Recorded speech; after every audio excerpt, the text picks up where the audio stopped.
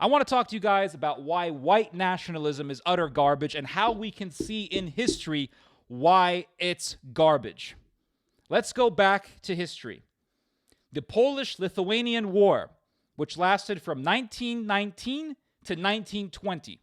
The Poles defeated Lithuania and took from the Lithuanians the city of Vilnius and its adjacent territories. This, of course, enraged the Lithuanians.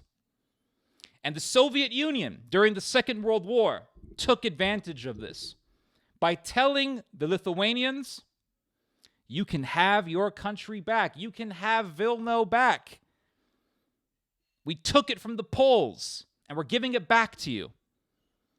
And so the Lithuanians had free reign over their country, and they began to terrorize the Poles, the ethnic Poles living in Lithuania. In the city of Vilnius, there were many Polish people.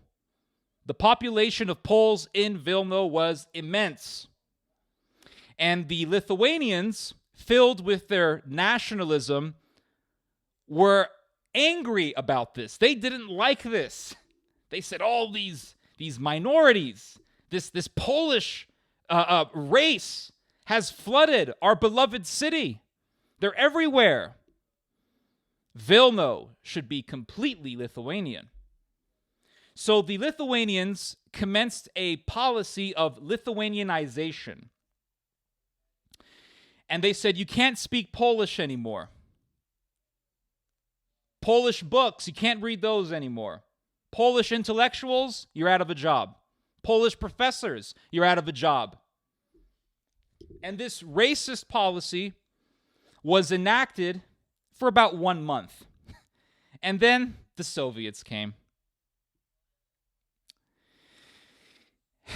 And then the Nazis came. The Germans came. The German Nazis came. They drove out the Soviets and they took over Lithuania. Back in Berlin, there was a network of nationalist Lithuanians, and they were under a network, a political network that called itself the Lithuanian Activist Front, or the LAF. They were a mix of different political groups, but they all had one aspiration, and that was the creation of an independent Lithuania, free of Poles. They wanted to Lithuanize the entire place, the entire country. And it was kind of like what the Ottomans did to the Armenians and the Greeks and the Assyrians. They said, you guys have to go through a process of Ottomanization. Speak Turkish. Become Ottomanized. Forsake, relinquish your ethnic identities. Become Ottoman. The Armenians, the Assyrians, the Greeks, they all refused. So the Ottomans genocided them. The Armenian genocide, as well as the genocide against the Greeks and the Assyrians living within the Ottoman Empire, was something that was truly the result of racism, tribalism, and nationalism. You have to become one of us. You have to assimilate. If you don't, you're dead. So the Germans began to coordinate with the LAF, the Lithuanian Activist Front, and they said, okay, there's going to be a time when you guys are going to be given free reign to kill all the Poles, to kill the Polish people, and to unleash a reign of terror on the population in Lithuania. So the Germans released the LAF into Lithuania. The LAF coordinated with local fighters, local paramilitaries who were already in the country.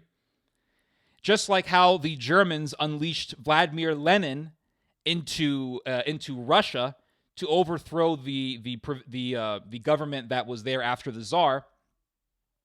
The Germans did the same thing with Lithuania. They unleashed these murderers, these psychopaths into Lithuania, and they began to coordinate with the other fascists and nationalists living there. And the LAF rose up alongside their paramilitary friends, and they began to butcher, murder, massacre, and rape innocent civilians in Lithuania, especially Poles. And this was the type of thing that was happening every day. Raping and killing. It was just like that movie, Come and See. If you have not seen that film, you need to go see that movie. It is an absolute masterpiece and truly a really accurate depiction of how utterly brutal and sadistic the German regime was during the Second World War. And I think the Poles are right when they say stop saying Nazi and just say German. Because Nazi Germany was nothing but a continuation of the German legacy of the will to domination and power.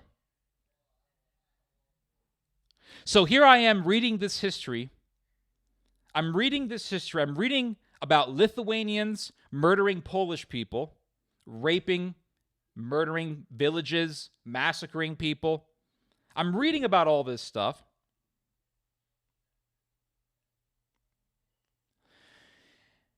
And I can't help but have this conversation in my head.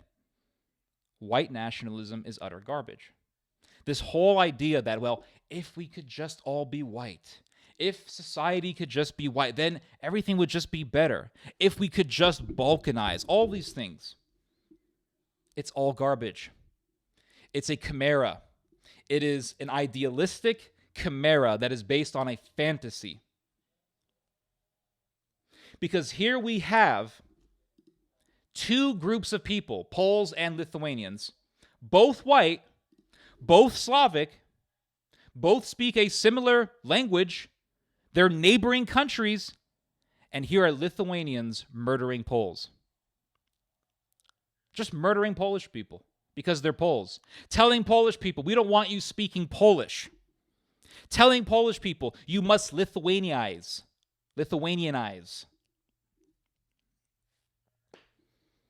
We hear people today saying, you speak English. Speak our language. You see, this is why we need to have just our people, so that we can all just speak our language. We can just be white, right? But here we have two groups of white people, and one is murdering the other and saying, speak our language, even though they're both white. In other words, human beings are always going to find a reason to hate one another. Human beings are always going to find a reason to murder each other, to dominate one another. This is the saddest reality of the phenomena of human existence. That we cannot just look beyond our own prejudices and etc. and just be human. We can't do that as a group. We can't do that. We're like chickens. You ever see chickens, how they are in a coop? One breed of chicken will try to dominate the other breed. Chickens will do this sort of thing.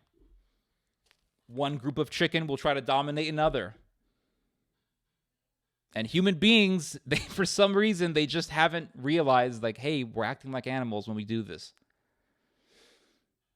I can think of more examples. And you're going to say, well, you're singling out white people. Okay, what about Middle Eastern people? Lebanese people and Palestinians. Two groups of people, both of Semitic stock, both speak Arabic, both are neighbors, both look alike, killing each other by the thousands, raping, murdering. I mean, I read a whole book on the Lebanese Civil War. It was one of the biggest books I ever read. And it's just page after page after page after page of murdering and raping and murdering and raping and murdering and raping. Two Semitic peoples, both look alike. You want me to bring up another example? Okay, how about Hispanics? Go to Mexico. Mexicans killing each other. Narcos killing Mexicans. They both speak Spanish. Two groups of people, two different narco groups murdering each other. Both speak Spanish. Both killing each other. Oh, I'll think of another example. Here's a perfect example of why this stuff is nonsense. All this racial homogeneity obsession, why it's all nonsense. American Civil War. Weren't pretty much all Americans white during the American Civil War? And it was the bloodiest war in our history. The bloodiest war in American history was the one in which Americans killed each other, and almost all of them. Well, actually, all of them were white. I mean, I don't think blacks were even allowed to be citizens in those days. White people killing each other. For what? Because some guy named Lincoln and some other guy named Jefferson Davis were both seeking domination over the other. It's all nonsense, everybody. It's complete nonsense. Anyway. Also, I just want to add, I have to give it to Poland, guys. Poland is an amazing country. I'm reading more and more about its history, and the more I read about it, the more I appreciate it.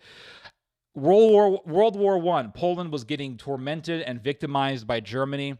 After World War I, Poland had to fight 3 wars. One against Russia, the Soviets, one against Lithuania, and one against Ukraine. Poland was victorious in all 3 of those wars after coming back from World War I. Now that is pretty remarkable. Anyway, you guys just heard some theology. God bless.